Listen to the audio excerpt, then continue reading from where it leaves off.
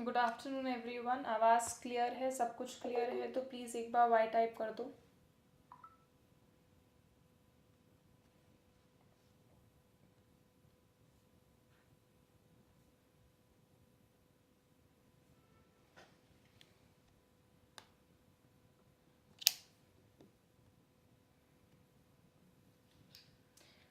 कोई ऐसा जिसका आज क्लास का फर्स्ट डे हो तो प्लीज़ एक बार वन टाइप करके दो।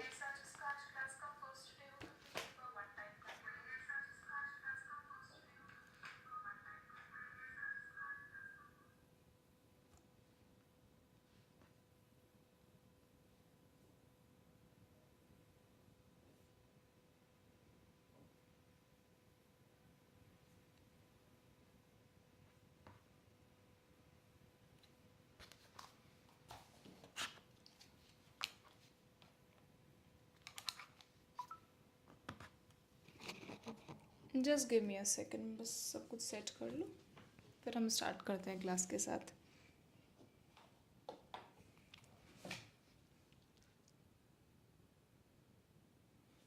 Just give me a second.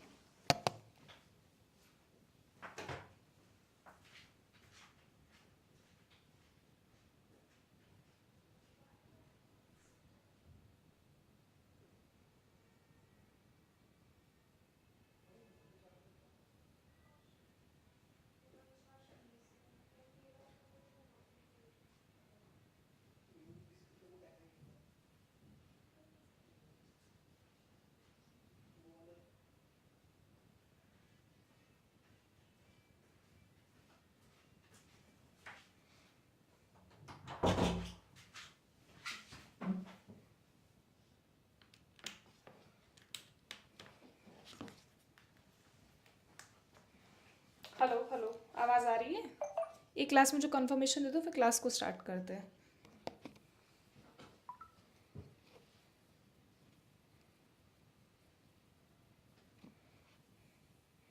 चलो, एक्चुअली अभी तक मेरे पास कोई ऐसा डिवाइस नहीं था जिस पर मैं आप लोग की चैट देख पाती। फ़ोन ऑफ था तो उसी वजह से टाइम लग गया है थोड़ा सा। जस्ट एक सेकेंड, बस मैं एप्लीकेशन पे क्लास स्टार्ट कर लूँ ताकि मैं चैट देख पाऊँ। आवाज़ आज तो कम नहीं है, वैसे मैंने सेटिंग किया है, होना तो नहीं चाहिए। आवाज़ अगर प्रॉपर है तो एक बार बता दो प्यार। आवाज़ अगर प्रॉपर क्लियर है तो प्लीज़ एक बार मुझे बता दो। लास्ट कंफर्मेशन है, इसके बाद हम क्लास स्टार्ट करेंगे। बस मुझे अभी तक चैट नहीं दिख पा रहा था किसी का, अब I can see the chat. Class को स्टार्ट करते हैं।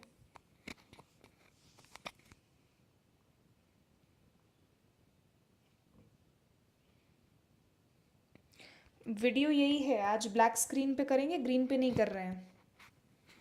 गुंजन, ऐसा नहीं है कि वीडियो नहीं दिख रहा है, आज ब्लैक स्क्रीन पे करेंगे। टेम्पलेट में लगाना भूल गई हूँ, लगाना नहीं भूली हूँ एक्चुअली, मैं आज काफ़ी लेट हो गई थी क्लास प्रिपेयर करने में, तो सीधा आज हम ब्लैक बोर्ड पे ही सीधा सारी पढ़ाई करेंगे। ऐसा कोई जिसका आज फर्स्ट डे है क्लास का?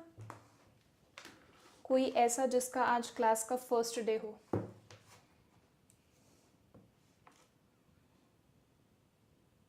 ऐसा कोई नहीं है जिसका क्लास का फर्स्ट डे है? अच्छा मुझे ये बताओ, कल वैसे तो मेरे पास बहुत बच्चों के फ़ोटोज़ आ गई थी, मतलब मार्क्स स्टेटमेंट का, मतलब आप में से किस किस का प्री क्लियर हो गया है, या फिर सभी प्री क्लियर करके यहाँ आए हो?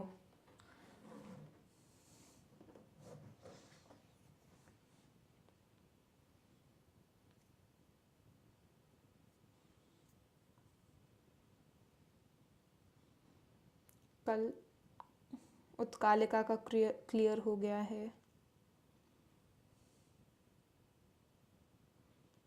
Is there anybody else too? Ankur clear हो गया है, अरे वाह। एनीबडी एल्स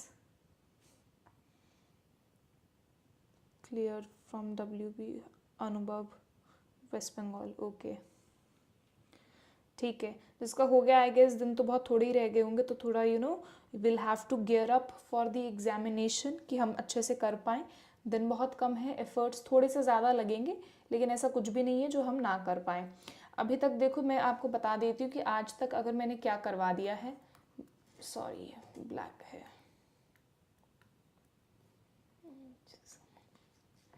मैंने अभी तक आपको पंक्चुएशन करवा दिया है, ठीक है। कैपिटलाइजेशन का मैंने कॉन्सेप्ट करवा दिया मैंने आपको। इसके अलावा मैंने क्या करवा दिया है, लेटर करवा दिया है, लेटर का फॉर्मेट करवा दिया है, बॉडी पैराग्राफ करवा दिया है, क्लोजिंग करवा दी है, फॉर्मेट में आपको मैंने टेम्पलेट्स दे दी हैं, कंप्लेन की और किसकी, बिजनेस या फॉर्मल की।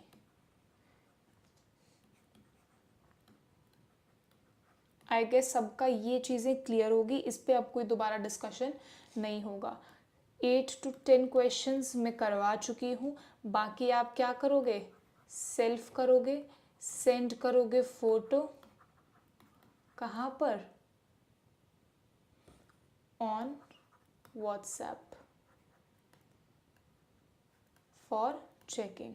नंबर है 9141459000। जिनका क्लियर हो गया है वो प्लीज़ मुझे एक बार अपना स्क्रीनशॉट भेज दें, ताकि मुझे पता रहे कि इनका तो मुझे एनी हाउ मरू जी हूँ, लेकिन इनका मुझे कैसे भी करके एक बार क्रॉस चेक करके इनको रिव्यू करना है।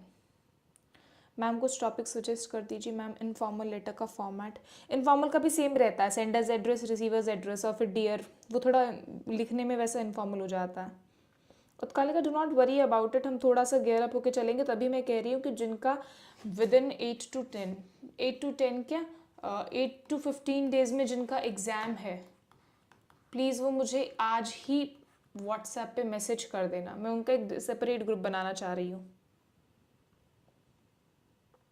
गुंजन वो आपको कुछ करना ही पड़ेगा। रीज़न भी मैं आपको तो कुछ बेसिक्स बता देती हूँ। जैसे प्रॉपर नाउन है आपका, वो कैपिटल होगा, फुल स्टॉप के बाद हमेशा कैपिटल होगा, स्टार्ट हमेशा कैपिटल होगा। ये 3-4 छोटी छोटी चीज़ें हैं, वरना आप कोई भी 4th 5th क्लास की बुक उठा लेना, वहाँ पे आपको ये मिल जाएगा कॉन्सेप्ट। नहीं तो मैं कुछ कंटेंट आज ग्रुप पे शेयर कर दूंगी, व्हाट्सएप ग्रुप पे। और कोई किसी को प्रॉब्लम आ रही हो अभी तक? किसका सिमरन, इनफॉर्मल का? ठीक है, आज इनफॉर्मल का मैं आप सबके साथ वो शेयर कर दूंगी टेम्पलेट, जैसे मैंने कल और परसों मैंने बाकी करवाए हैं, मैं वो भी शेयर कर दूंगी। इनफॉर्मल टेम्पलेट शेयर हो जाएगा। इसके अलावा बताओ क्या प्रॉब्लम आ रही है किसी को?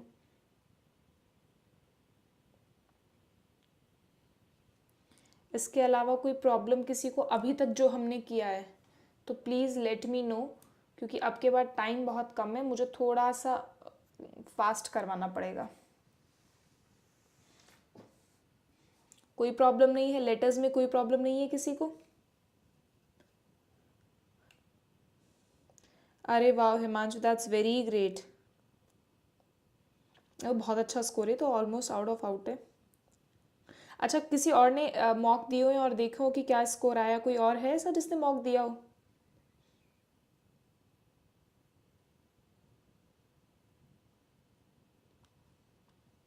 कोई और बच्चा ऐसा जिसने किसी वेबसाइट पे या किसी पोर्टल पे मॉक दिया और स्कोर ला रहा हो?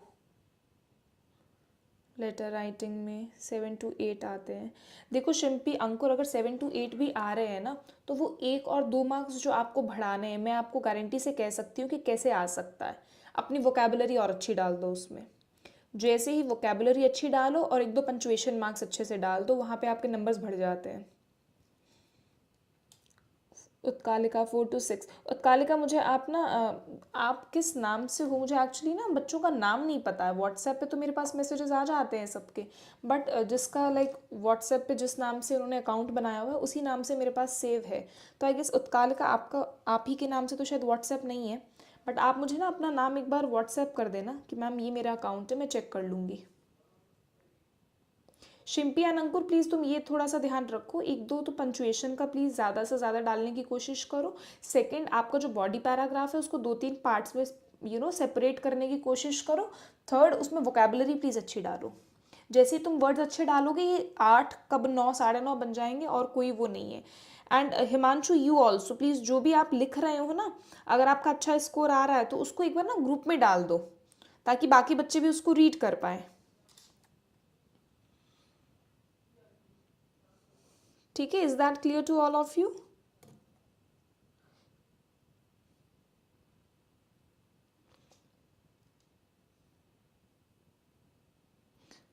डेट हाँ आप रिसेंट भी डाल सकते हैं, नहीं तो कोई मतलब आगे पीछे की भी डाल सकते हैं, डेट का ऐसा कोई इशू नहीं होता है। और कोई ऐसा जिसने कोई मतलब मॉक वगैरह दिया हो? आज प्रेरणा, शहबाज, ये पुराने बच्चे कहाँ पर है?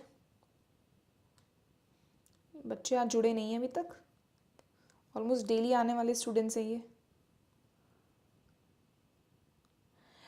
टाइम हिमांशु मैं बता दूँ तुम्हें बहुत क्लियरली, एक ही फंडा है टाइम कम करने का।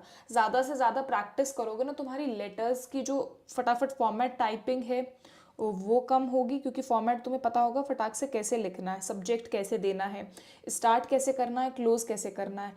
फिर तुम्हारा जो टाइम होगा ना, मेन कंज्यूमिंग टाइम वाला चीज़ होगी वो सिर्फ बॉडी पैराग्राफ का बीच का पैराग्राफ रह जाएगा, क्योंकि इंट्रो आप बहुत परफेक्ट हो चुके होंगे फटाफट इंट्रो लिखने में और क्लोजिंग लिखने में।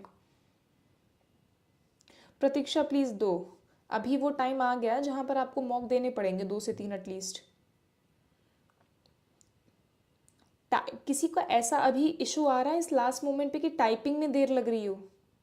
एग्जैक्टली मैं यही पूछ रही थी गुंजन, कि ऐसा हो ना कि कहीं टाइपिंग में ही दिक्कत आ रही हो। देखो, चाहे टाइपिंग में प्रॉब्लम आ रही है, चाहे लिखने में प्रॉब्लम आ रही है, चाहे फ्रेम करने में प्रॉब्लम आ रही है, सबका सॉल्यूशन अब इस 8-10 दिन में एक ही है कि प्रैक्टिस ज़्यादा करो। इसके अलावा आपके पास कोई ऑप्शन नहीं है। कोई आप टाइपिंग सीख के फटाक से नहीं कर सकते, जितनी ज़्यादा प्रैक्टिस करोगे आपका हाथ उतनी जल्दी बैठेगा।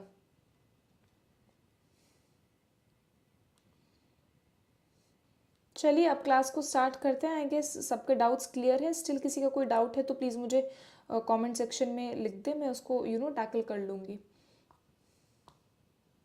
ओके, चलो आज आज की क्लास को स्टार्ट करते हैं। अभी तक हमने ये सब कर लिया है, आज हम स्टार्ट करेंगे व्हाट, ऐसे राइटिंग।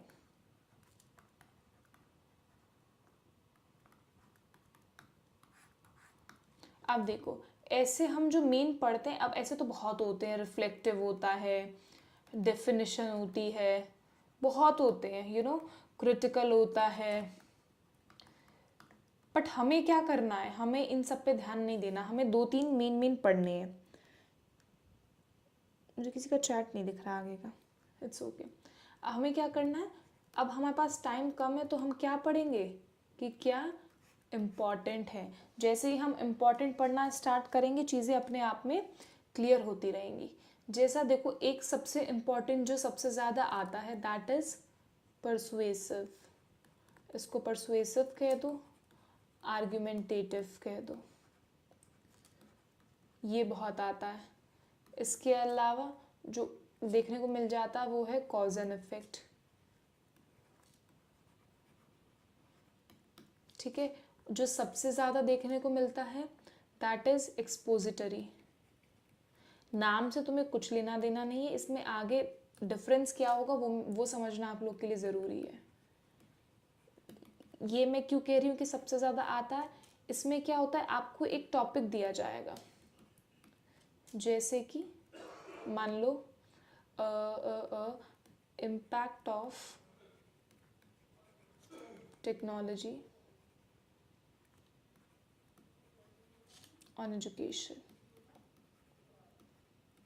कोई भी जेनरिक टॉपिक आ सकता है। अब ये जो एक्सपोजिटरी होता है, इसमें आपको अपने पर्सनल ओपिनियन नहीं देने हैं, ना पर्सनल ओपिनियन रखने हैं, ना इसमें अपने इमोशंस और दुख दर्द को लेकर आना है। इसमें आपको सिर्फ एक ही बात करनी है, वो होनी चाहिए कैसी, लॉजिकल। लॉजिक के बेस पर आप क्या करोगे, पूरा ऐसे लिखने वाले हो। आ रही है बात समझ में? पूरी कहानी किस पे बेस्ड होगी, लॉजिक पे बेस्ड होगी। पूरी कहानी किस पे बेस्ड होगी, लॉजिक पे बेस्ड होगी। आप क्या करोगे, आप एक्सप्लेन करोगे चीज़ों को, कैसे फॉर्म में, क्लियर मैनर में। कैसे, क्लियर मैनर में, कि भैया क्या होता है, क्यों होता है, क्या सही है, क्या गलत है, और यही ऐसे आपको सबसे ज़्यादा देखने को मिलते हैं। इसके अलावा जो एक आ जाता है वो मैंने आपको बताया है, आर्गुमेंटेटिव आ जाता है, या फिर परसुएसिव आ जाता है, या फिर कंपेयर एंड कंट्रास्ट आ जाता है। दिमाग से निकल गया। कंपेयर एंड कंट्रास्ट में क्या होगा, ऐसी चीज़ बताई होगी जिसे तुम्हें पूछा होगा कि भाई पॉजिटिव क्या नेगेटिव क्या, वहाँ पे कंपेयर एंड कंट्रास्ट की बातें आ जाएंगी। इतना क्लियर हुआ या नहीं हुआ? हुआ तो हम आगे बढ़ते हैं, इतनी थ्योरी नहीं पढ़ेंगे, मेन टॉपिक पे आएंगे कि लिखना कैसे है। क्लियर है तो बाय टाइप करूँ।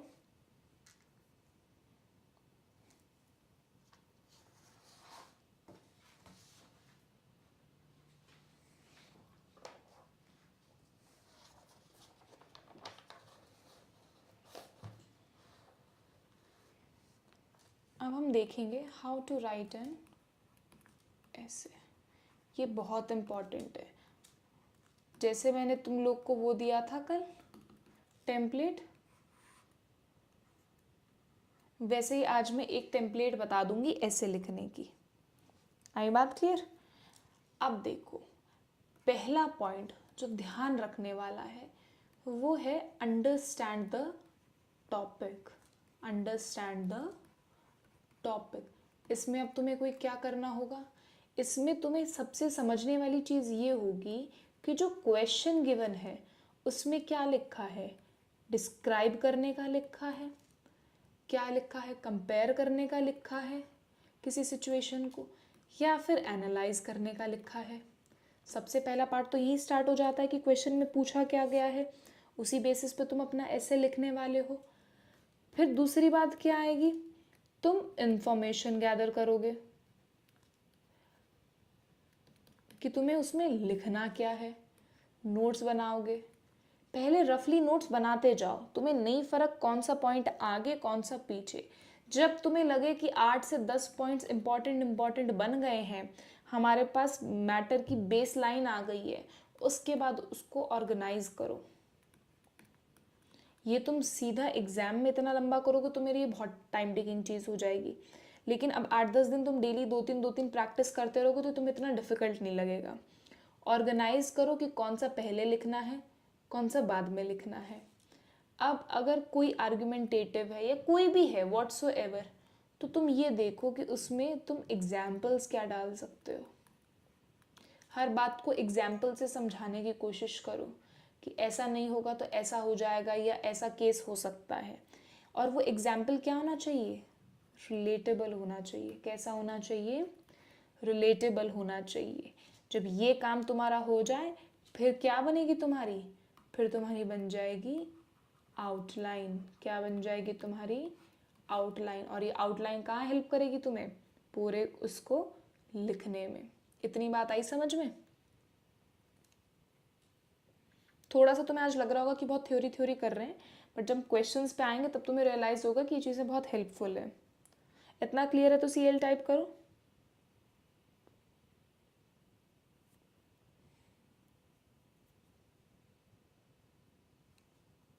क्लियर है तो प्लीज़ एक बार CL टाइप करो।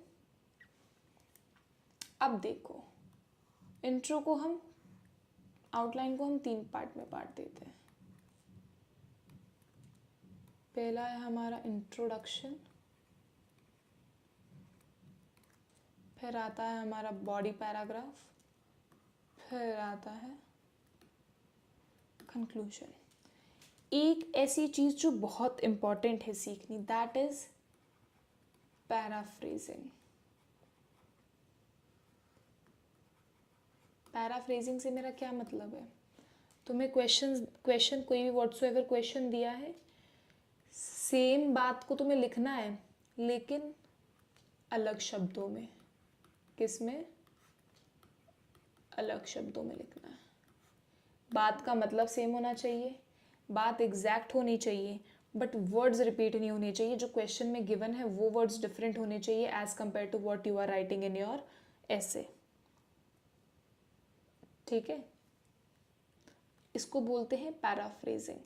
अब जब तुम्हें इंट्रोडक्शन लिखना है तो तुम क्या करोगे, जो तुम्हें क्वेश्चन गिवन है उसी को तुम पैराफ्रेज करके लिखने वाले हो। क्या करने वाले हो? उसी को पैराफ्रेज करके लिखने वाले हो कि भैया इस बात पे कहानी आगे की हमारी चलने वाली है। फिर पैराफ्रेज करके मान लो वो कॉज एंड इफेक्ट है, या फिर तुम जनरल कोई बात लिख रहे हो, जैसे हमने वो लिया था ना, impact of education, impact of technology on education.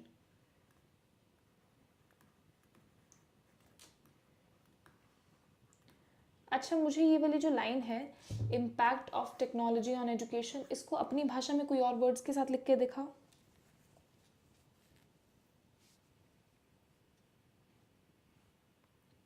इसी सेम लाइन को कोई और वर्ड्स के साथ लिख के दिखाओ।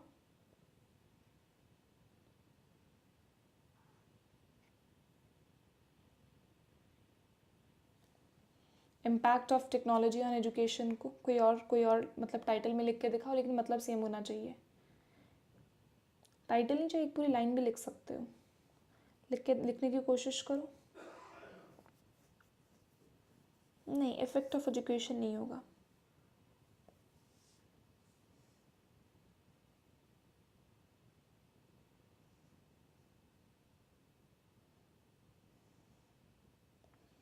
इम्पैक्ट की जगह consequences of technology on education ये लिख सकते हो। आफ्टर मैथ वर्ड का यूज़ कर सकते हो। आफ्टर इफेक्ट्स लिख सकते हो। टेक्नोलॉजी की जगह क्या लिख सकते हो? एडवांसमेंट्स, एडवांसमेंट्स इन टेक्नोलॉजी लिख दो। और क्या लिख सकते हो? एग्जैक्टली, टेक्नोलॉजी इज मत लिखो सोनल, आप सीधा ये लिख दो, टेक्नोलॉजी अ बून और अ बेन फॉर एजुकेशन।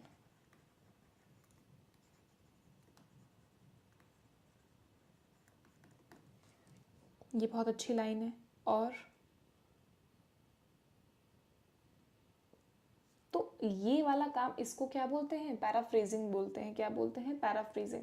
तो जब भी आप इंट्रो लिख रहे हो, क्वेश्चन आपको सेम ही लिखना है बट दूसरी लाइन में, और उसमें ज़रा सा हिंट दे दो, तड़का दे दो, किसका?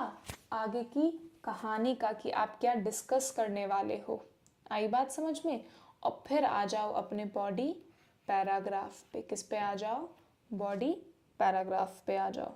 फिर जब बॉडी पैराग्राफ पे आ गए तो मान लो किसी का तुमने, जैसे टेक्नोलॉजी अ बून और बेन फॉर एजुकेशन की बात कर रहे हैं, तो तुमने यहाँ पे लिख दिया कि टेक्नोलॉजी, वेदर टेक्नोलॉजी या फिर aftermath of technology is a boon और बेन फॉर एजुकेशन। तो फिर उसके बाद मान लो तुम ये डिस्कस करने वाले हो कि क्या हो रहा है, बच्चे डिस्ट्रैक्ट जल्दी होते हैं, ठीक है। और एक ये वाली लाइन भी हम लोग डाल सकते हैं कि एक्सेस में कोई चीज़ मिल जाता तो उसका मिसयूज़ जल्दी होता है ना। Easy access to irrelevant things.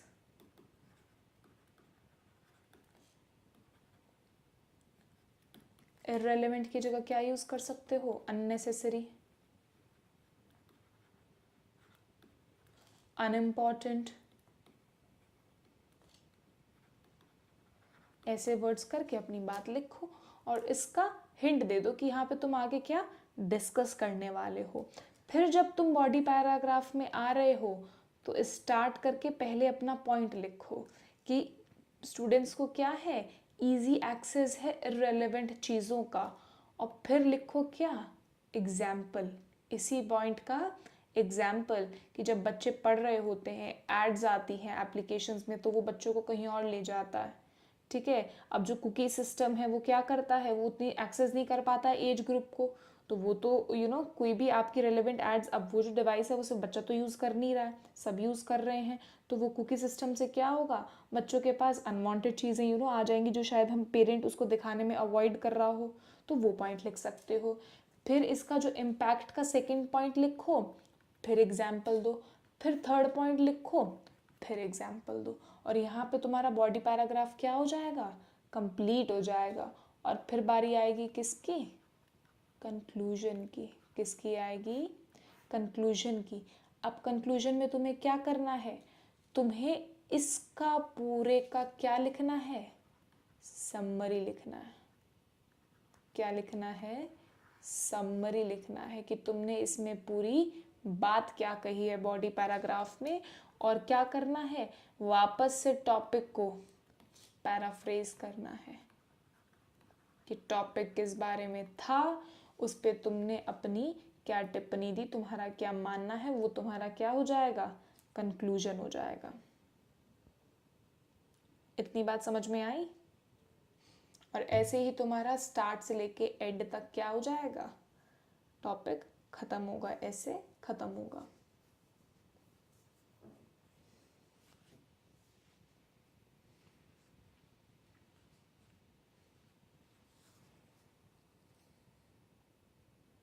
अच्छा मुझे ये बताओ, कोई ऐसा जिसने आज से पहले कोई ऐसे लिखने का ट्राई किया हो या मॉक दिया हो।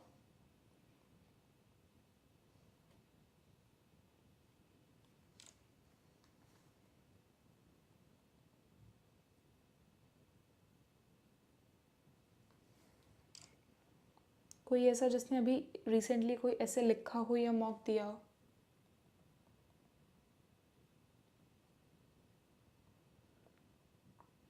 एस 9/15 250 वर्ड्स, हाँ 200 220 to 250 रहता है।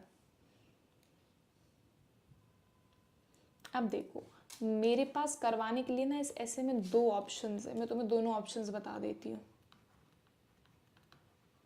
मेरे पास एक ऑप्शन है कि मेरे पास 100 to 150 टॉपिक्स, जनरल टॉपिक जो किसी भी एग्ज़ाम में ऐसे के तौर पे पूछ लिए जाते हैं, उसकी पीडीएफ है, वो मैं शेयर कर दूँ विद आंसर्स, और तुमसे कहूँ कि तुम गो थ्रू हो जाओ। दूसरा ऑप्शन मेरे पास है, दो टॉपिक में डेली लाऊं, पहले तुमसे तुम्हारा व्यू पॉइंट मांगू, एक दो मैं अपना दूं, फिर हम एक बॉडी पैराग्राफ क्यूरेट करें, और फिर पूरा कैसा एग्जैक्ट स्टार्ट टू एंड तुम लिख के मुझे भेजो व्हाट्सएप पर।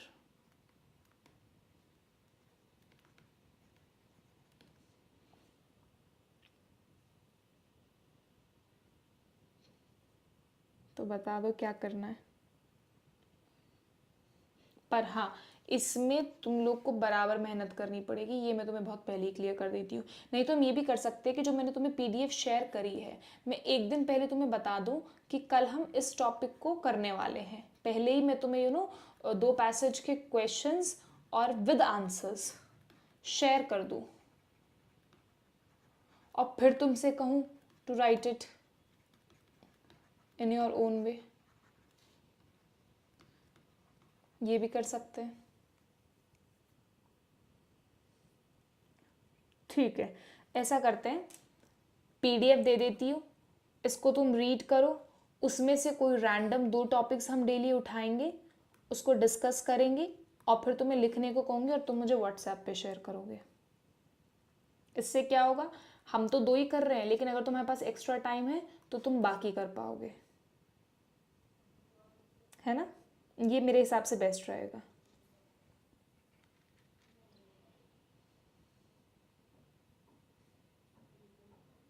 चलो अब आज हम एक दो टॉपिक्स उठाते हैं और उसको हम डिस्कस करते हैं। Just give me a second, मैं कोई अच्छा सा टॉपिक देखूँ तुम लोग के लिए।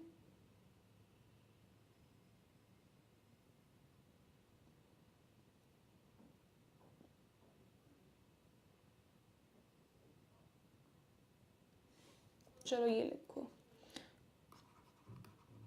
सम people think that the best way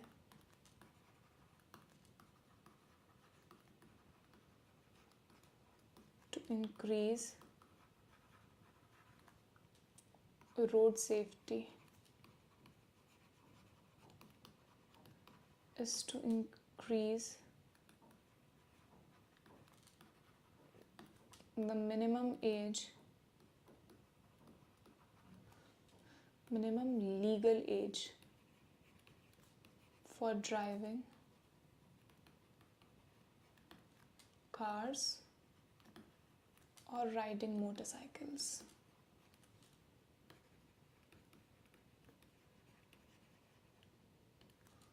To what extent do you agree or disagree?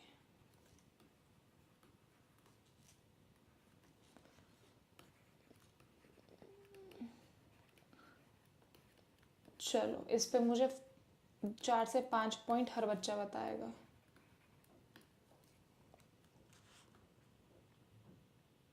चलो शुरू हो जाओ, सोचो कुछ कुछ.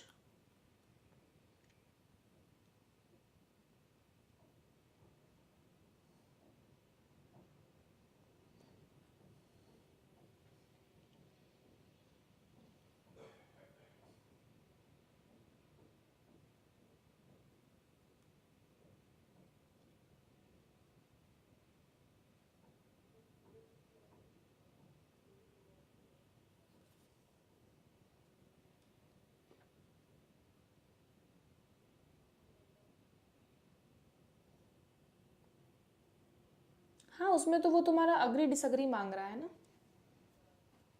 इस वाले में तो तुम लिख सकते हो. तुम बताओ, तुम अग्री करते हो या नहीं करते हो इस पॉइंट से. बट हाँ, अगर तुम्हें अगेंस्ट भी लिखना हो ना, कभी अपफ्रंट मत बोलो.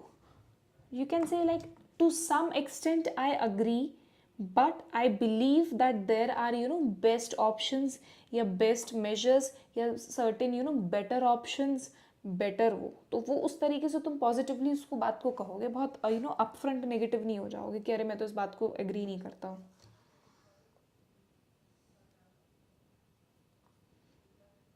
चलो पहले मुझे ना इस टॉपिक को पैराफ्रेज करके दो.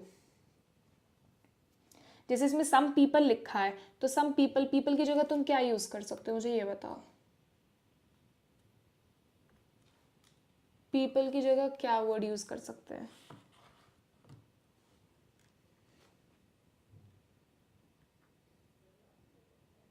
पीपल की जगह जनरेशन तो पूरा एक ग्रुप हो गया. पब्लिक नहीं, पब्लिक भी पूरा. हाँ, पब्लिक भी at to some extent we can use. Some citizens, very good Himanshu, citizen use हो सकता है. और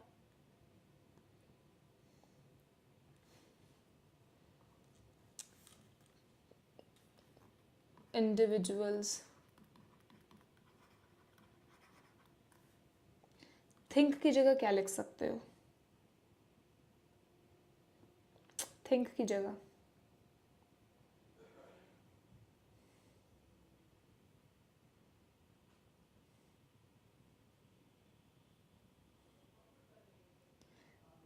कंसिडर लिख सकते हैं. Are of the view point नहीं. Believe, very good. Some people believe, some people consider. ठीक है. और that the best way to increase. Increase की जगह क्या लिख सकते हैं. बिलीव, कंसिडर बेस्ट ऑप्शन है. इंक्रीज की जगह क्या लिख सकते हैं. यहाँ पे सेंस देख लो क्या है. To increase road safety. Surge. अब ऐसा लिख सकते हैं, some individual believe that surge in the minimum legal age of driving cars is the best way to reduce या फिर टू इंक्रीज रोड सेफ्टी. मतलब ये वाला पॉइंट पहले, ये वाला पॉइंट बाद में. समझ रहे हो किस तरीके से मैं कह रही हूँ. Pratiksha, it's uptick. अपटिक का स्पेलिंग ये होता है.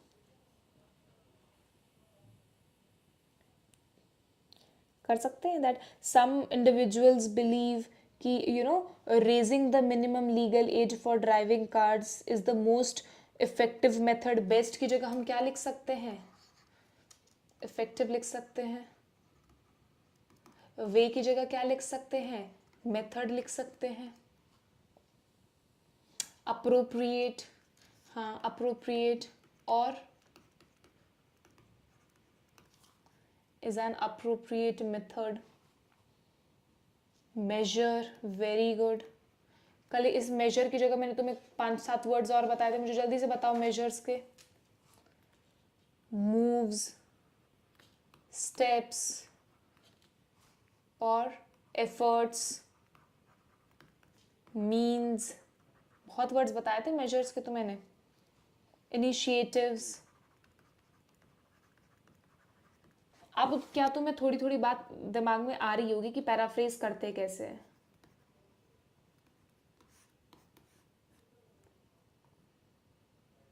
आई बात समझ में कि अब क्वेश्चन को पैराग्राफ कैसे करना है, पैराफ्रेज कैसे करना है, सॉरी, इंट्रोडक्शन में। You know, some individuals believe that raising the minimum legal age for driving or riding cars या motorbikes is, the most appropriate method of increasing road safety. While I accept that this policy is good, but I believe it is not the best because ये चीज़ें much better measures are there to reduce traffic accidents या कुछ इस तरीके से। इस तरीके से तुम्हारा क्या हो गया, तुमने इंट्रो लिख दिया। क्या लिख दिया? इंट्रो लिख दिया। अब जब ये इंट्रो हो गया तो अब हम आ जाएंगे हमारे बॉडी पैराग्राफ पे। आई बात समझ में?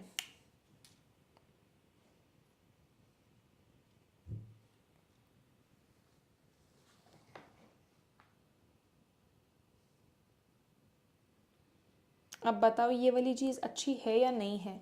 इससे तुम्हारा जो भी तुम ऐसे का इंट्रोडक्शन लिखोगे वो तुम्हारे लिए आसान हुआ या नहीं हुआ? पहले क्या करते थे तुम लोग, सोचते थे कि इंट्रोडक्शन में 4 लाइनें क्या लिखूं। अब तुम्हें पता है इंट्रोडक्शन में 4-5 नई लाइनें लिखनी ही नहीं है। इंट्रोडक्शन में तो भैया सवाल को एक चिपकाना है, लेकिन अलग शब्दों में चिपकाना है। जो तुम्हारे दिली इच्छा या दिली बातें हैं वो तो तुम्हें बॉडी पैराग्राफ में करनी है। इंट्रोडक्शन और कंक्लूजन तो उसके लिए बना ही नहीं है। आई बात समझ में? और अब समझ आया कि कैसे इन हल्के हल्के शब्दों को इन भारी भारी शब्दों से रिप्लेस करके अपने मार्क्स क्या करने हैं, अपटिक करने हैं, अमेलियोरेट करने हैं। और मुझे क्या बता रहे थे, सर्ज करना है, और भी हो गई मुझे 2-3 इंक्रीज, मशरूम करना है, बलून करना है। अब समझे नंबर कैसे बढ़ेंगे? और अगर तुम, मैं सच कह रही हूँ, आउट ऑफ 15 अगर तुम इंट्रो भी अच्छा लिखाते हो इसी मेथड से, तुम्हारे 3 to 4 मार्क्स सीधा तुम्हें इंट्रो के मिल जाएंगे। Burgeon, hike up, spike up, accelerate, मतलब बहुत वर्ड्स हैं। हिंदू की तुम्हारी पीडीएफ का पहला पेज ही इंक्रीज डिक्रीज के साइनोनिम्स है। Sky rocket, mushrooming, ballooning, augment. तो अब तुम्हें ये वाला, यही तुम सोचो कि तुम्हारे हवा में तुम्हें नए शब्द आएंगे, तो नहीं आएंगे। तुम्हें इन्हीं शब्दों को देख के इनके क्या करने होंगे, रिप्लेसमेंट्स ढूंढनी पड़ेंगी। क्या ढूंढनी पड़ेंगी? रिप्लेसमेंट्स ढूंढनी पड़ेंगी। आई बात समझ में कि अब तुम्हें इंट्रोडक्शन कैसे लिखना है, और जिस मोमेंट पे तुम इंट्रोडक्शन,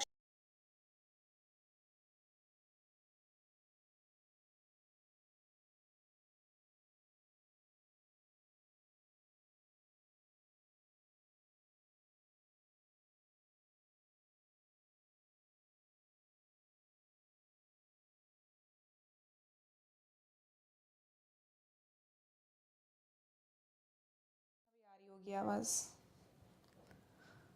हाँ, तो मैं यही कह रही थी कि अब तुम्हें मतलब समझ आ रहा होगा कि वर्ड्स को कैसे फिट करना है, इंट्रोडक्शन को इजी येट इफ़ेक्टिव दिखने वाले की नज़र में कैसे बेटर करना है, और कैसे 5 से 6 नंबर तुम सीधा ग्रैब कर सकते हो सिर्फ इंट्रो और कंक्लूजन से। आई बात समझ में? तुम ये सोचो कि तुम्हारा 1/3 जो मार्क्स है आउट ऑफ 15, वो तो तुम डायरेक्टली सिर्फ क्वेश्चन की लाइंस को ही लिख कर तुम ला सकते हो। इसमें तो कोई बड़े रॉकेट साइंस ही नहीं है। अब जब तुम लेटर बहुत अच्छे से लिखा है, लेटर के तो स्पेसिफिक वर्ड्स हैं, स्पेसिफिक फॉर्मेट है, लेटर में तुम 7, 8, 9 बहुत आराम से ला सकते हो। तो अगर तुमने 7 नंबर भी वहाँ से लिए, 5 से 6 नंबर तुमने यहाँ से लिए, टेक्निकली तुम्हारा 13-14 का तो तुम्हारा स्कोर तुमने बहुत आराम से यहीं पे क्रिएट कर लिया बिना किसी मेहनत के। मेहनत वाला काम तो तुम्हारा बॉडी पैराग्राफ आगे आएगा। अब तुम्हें स्कोरिंग इजी लग रही होगी कि कैसे आसानी से स्कोर किया जा सकता है।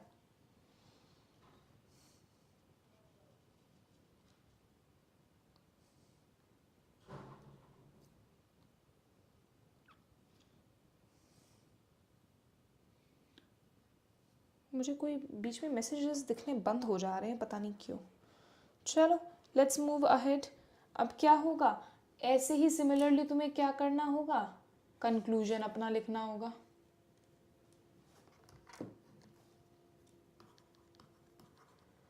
अच्छा, कंक्लूजन में तो सबका ऑब्वियसली अलग अलग व्यू पॉइंट होगा, तो कंक्लूजन भी अलग होगा, लेकिन शुरुआत तुम कैसे करोगे, वहीं से करोगे कि इन कंक्लूजन या कंक्लूसिवली। अब कल मैं तुम्हें एक चीज़ दूंगी, कल मैं तुम्हें स्पेसिफिक वर्ड्स, फ्रेजेस और वर्ड्स बताऊंगी टू स्टार्ट या इंट्रोड्यूस, टू कंक्लूड और कनेक्टर्स, कि किसी चीज़ को ऐड कैसे करना है, कंट्रास्ट की बात कैसे लिखनी है, कौन कौन से वर्ड्स यूज़ कर सकते हैं। कुछ कनेक्टर्स तो फिर रिमेंबर मैंने बहुत स्टार्टिंग में पहले दिन भी तुम्हें करवाए थे, कुछ मैं अब करवाऊंगी, जिससे क्या होगी तुम्हारी जर्नी और भी आसान हो जाएगी और डायरेक्टली सिर्फ इन वर्ड्स से ही तुम्हारे 2 से 3 नंबर यहाँ पे बढ़ जाएंगे। आई एम एक्सपेक्टिंग कि 15 में से एटलीस्ट 10 to 12 प्लस तो हर बच्चा ले आए बहुत आसानी से। और मैं एवरेज बच्चे की भी मैं एक्सपेक्ट कर रही हूँ कि लेटर में एनी हाउ 7 to 8 प्लस तो आए, कि मतलब आउट ऑफ तुम्हारा कितना 10 और 15 25 में से कोई भी बच्चा 20 से 22 नंबर तो ले आए कैसे भी करके, मतलब इतना मैं तुम्हारे लिए इजी बना दूँ। प्रतीक्षा वो बेटा प्रैक्टिस से ही आ सकता है, प्रैक्टिस करोगी। Practice and the other thing is ज़्यादा से ज़्यादा रीड करो। जैसे कल तुमने देखा होगा कि तुमने 4-5 का लेटर्स पढ़े तो तुम्हें समझ आया कि उन्होंने किस तरीके से फ्रेजेस को यूज़ किया हुआ था। हाँ, टू सम अप दिस लिख सकते हैं, टॉपिक मत लिखो, समिंग अप लिख दो, summing up to sum up this, और फिर अपनी लाइन लिख दो, टॉपिक मत लिखो वहाँ पर। फ्रेजेस और इडियम्स कहाँ क्या लिखना है वो तुम्हें देख के ही ज़्यादा से ज़्यादा तुम रीड करोगे। ऐसा होता है ना, जैसे मतलब जनरली तो लोगों के साथ होता है, मेरे साथ भी होता है, वो तुम लोग के साथ होता है नहीं होता मुझे आइडिया नहीं है। मान लो तुमने नेटफ्लिक्स पे 15-20 दिन कोई सीरीज़ देख ली, ठीक है, कोई और लैंग्वेज की, इंग्लिश लैंग्वेज की, या फिर इंग्लिश में कोई सीरीज़ देख ली, तो 14-15 दिन तक ना तुम्हारे अंदर वो एटीट्यूड रहता है जो तुमने अभी देखा है रिसेंटली। तुम्हारी इंग्लिश तुम्हारी उस तरीके से बोलोगे, हर बात पे तुम्हें उसी के स्टाइल में जवाब आएंगे। तो व्हाट हैपन्स इज हमारा ह्यूमन ब्रेन चीज़ों को अडेप्ट करता है। उसी तरीके से तुम ज़्यादा से ज़्यादा रीड करोगे जिसमें फ्रेजेस ही फ्रेजेस यूज़ हो रखे हैं, तो तुम्हें धीरे धीरे समझ आने लगेगा कि ओह, इस बात को कहने का 2-3 मतलब और हैं, 2-3 वेज और हैं। तो वहाँ से वो पकड़ बनेगी तुम्हारी शब्दों पे और फ्रेजेस पे। आउट ऑफ द ब्लू तुम नहीं, कोई भी नहीं सोच पाओगे। तुम क्या नहीं सोच पाओगे, कोई भी नहीं सोच पाएगा। इतना क्लियर है तो एक बार CL टाइप करो, फिर मैं बताती हूँ कि हम क्लास को कैसे रैप करने वाले हैं अभी।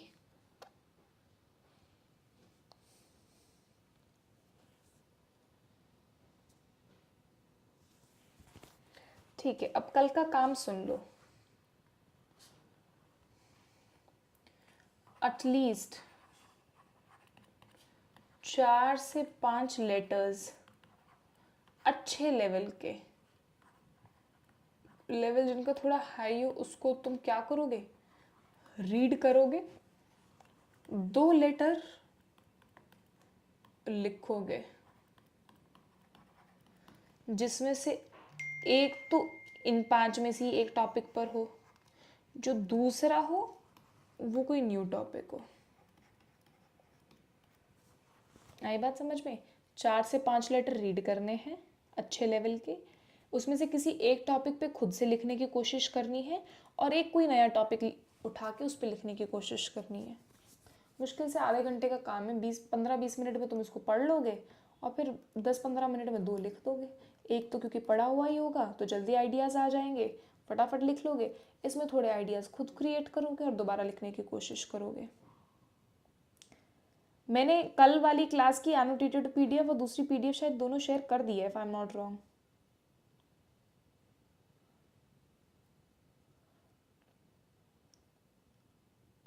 कहाँ से रीड करें? मैं तुम्हें वेबसाइट बता दूंगी देख के, जहाँ पे अच्छे होंगे।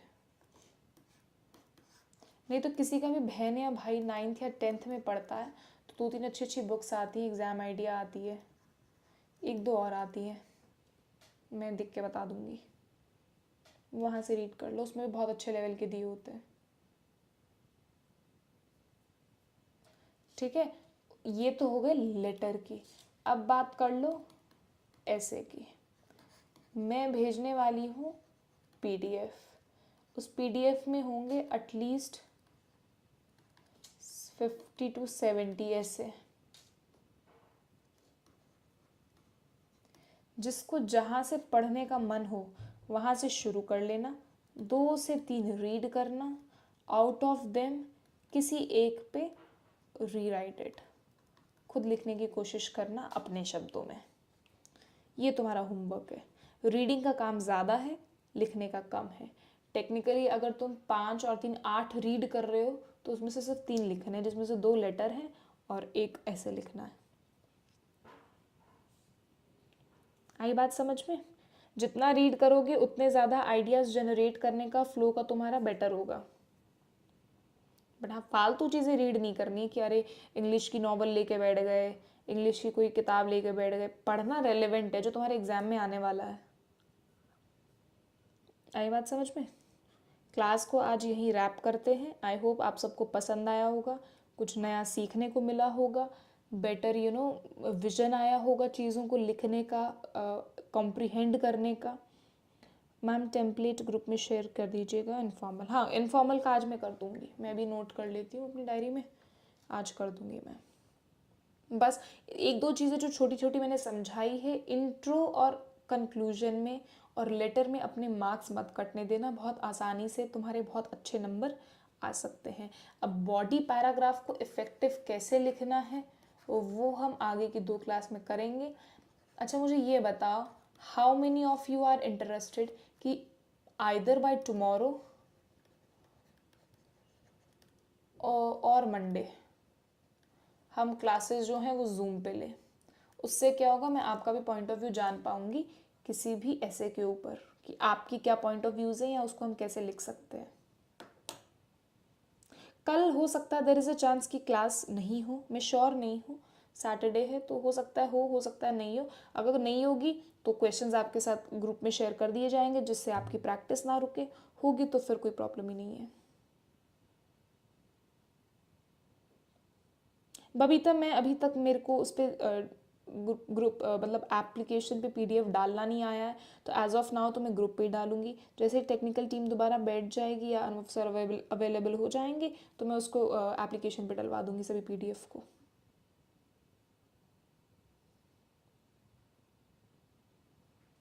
कितने बच्चे हैं जो कह रहे हैं कि जो अभी हम एप्लीकेशन पे क्लास ले रहे हैं, अभी ये 1 वे कम्युनिकेशन है, इसी सेम क्लास को जूम पे लिया जाए एप्लीकेशन पे ही?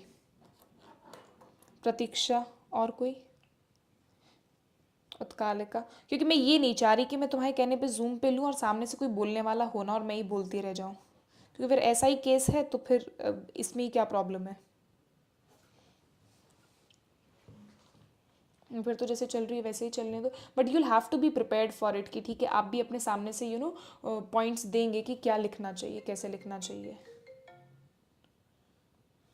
ओके चलो फिर हम यही करेंगे।